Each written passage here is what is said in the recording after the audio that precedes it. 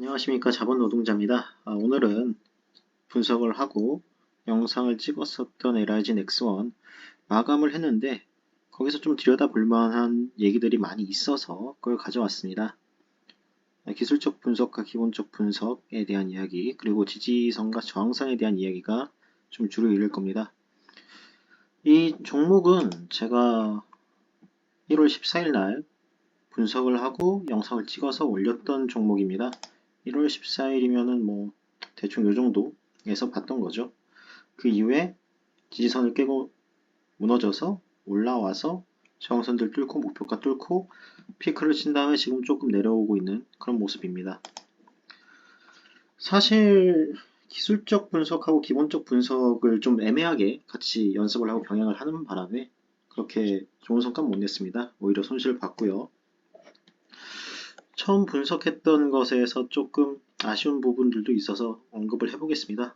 이게 유튜브 제목인데요. 로봇 빼고 봐도 비싼 건 아니다 라고 적어놨습니다. 실제로 동사의 목표가를 뚫은 것도 사우디향 수주에 대한 이야기들이 실현됐기 때문이고요. 분석글에 있습니다만 방사는 미국과 사우디, 신사업은 로봇이라고 했는데 로봇은 당장 재료로 폭등을 하진 않았습니다. 물론 이 시점에서 주목을 받은 게 로봇 때문이고 그 다음에 유입을 받아서 좀 수급을 받아서 다 완성된 거 아니냐 하면 할 말은 없는데 이미 좀 상당 부분 반납을 했었고 그 이후에 올린 거는 또 방산이니까 그렇게까지 확대 해석을 할 필요는 없겠죠. 미국, 사우디라고 적어놨는데 그중에선 사우디에서 역시 당장 가시적인 성과가 나왔고요. 미국은 조금 여전히 벽이 높은 시장인 것 같긴 합니다. 다만 카이의 미 해군 훈련기를 비롯해가지고 LIG 넥스원도 꾸준하게 두드리고 있고 우크라이나 전쟁 관련해서 꾸준하게 포탄, 레이더 이런 것들이 수요가 있기 때문에 언젠가는 성과를 내주겠죠. 한국 방산도. 다만 이번에는 좀 전통의 분쟁 지역이었던 중동 수요가 동사의 목표가를 만들어줬다는 것.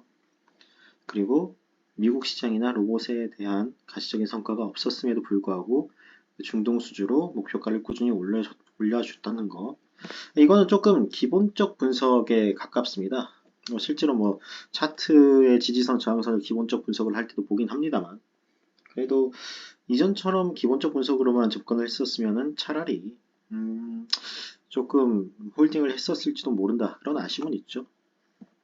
근데 손절을 했었던 것은 기술적 분석으로 접근을 했기 때문이고요. 섞어서 접근을 했죠. 자, 기술적 분석으로 조금 봅시다. 차트를 보면서 얘기를 하시죠. 파란색 선과 글자가 제가 분석 시점에서 적어 놓은 거고요. 이 빨간색 선과 글자들이 지금 마감하고 다시 돌아보는 시점에서 적어 놓은 겁니다. 조금 보시면 이때 말씀드렸다시피 상한가로 인해 가지고 이전 차트랑은 좀 단절이 됐고요. 새로 봐야 됩니다. 이 선을 지지선으로 놓고 봤었죠.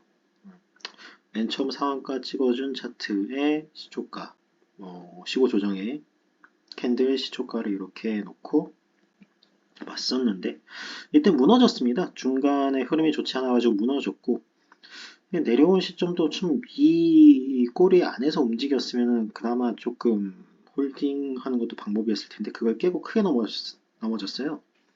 근데 또 올려줬죠.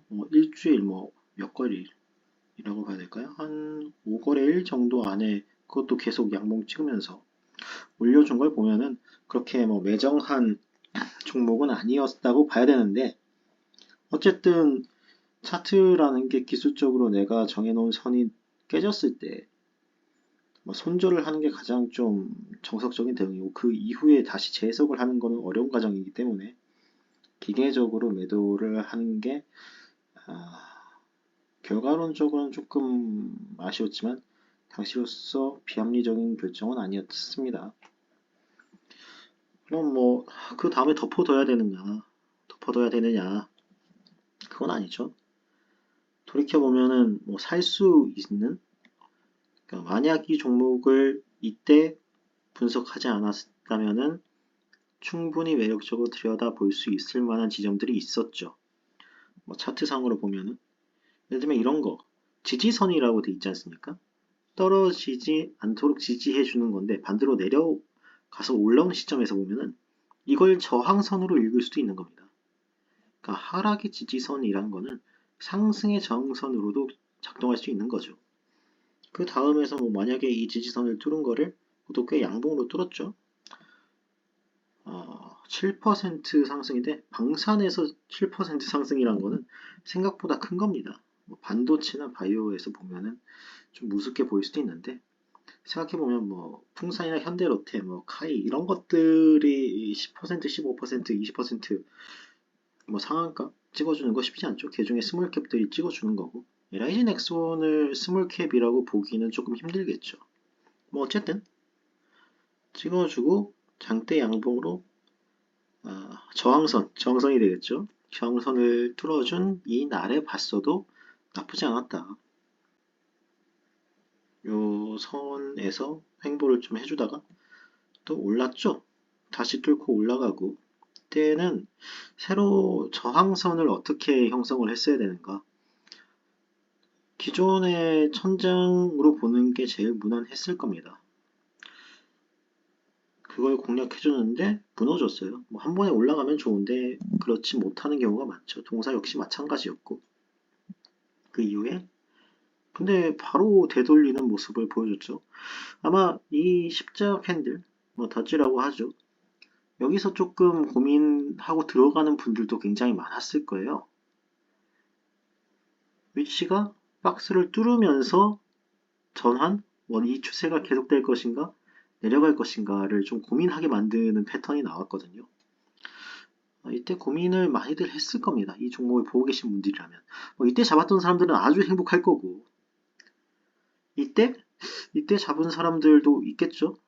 충분히 매력적인 모습이지만, 마냥 확신을 가지기에는 조금 어려울 수 있는 거죠. 제일 좋은 거는 밑에서 잡는 게 제일 좋긴 한데 항상 그런 고민은 하게 됩니다. 밑에서 잡을 때는 물론 업사이드는 크긴 하지만 조금 불확실성 이란 거는 상존을 하죠. 왜냐면 지지선이나 저항선이 없는 상태에서 망망대해에서 좀 마지막에 턴어라운드를 잡는 거기 때문에 이때 잡은 사람들은 훌륭하시고 이때 잡은 사람들도 도전적이지만 성과를 가졌을 거고 이때 잡는 것도 충분히 합리적인 사람들이죠. 합리적인 투자자고 이때 잡는 거는 고민을 했을 거예요. 고민이 꽤 많이 됐을 거고 왜냐면은 박스를 뚫냐 안 뚫냐의 싸움에서 한번 내렸거든요. 한번 찌르고 다시 내려온 거기 때문에 이때 잡은 사람들이 이 천장, 이 목표가라고 잡아놓은 요 천장에서 고점에서 잡고 윗꼬리를 달고 내려와서 딱 이걸로 마감한 그날의 투자자들이 다음날 음봉을 보면서 무슨 생각을 했을까요?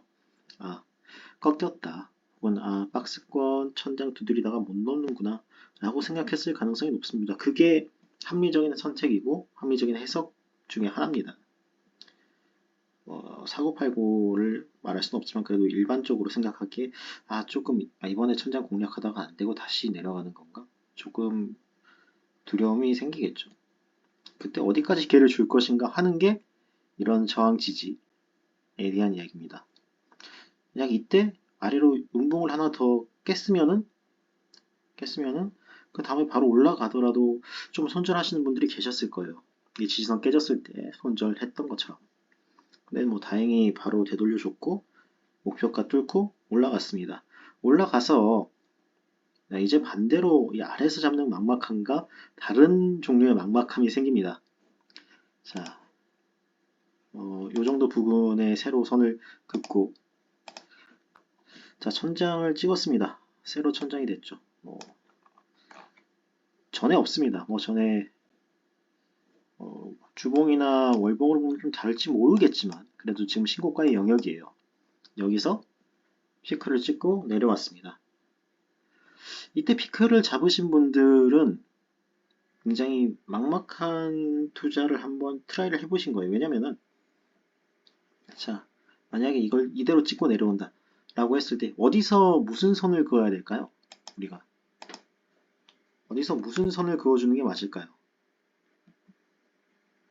뭘 보고 선을 그을까요? 뭐 볼 수는 없죠. 당장 여기에. 왜냐면 지금 하늘에 있는데 선이 어디 있습니까?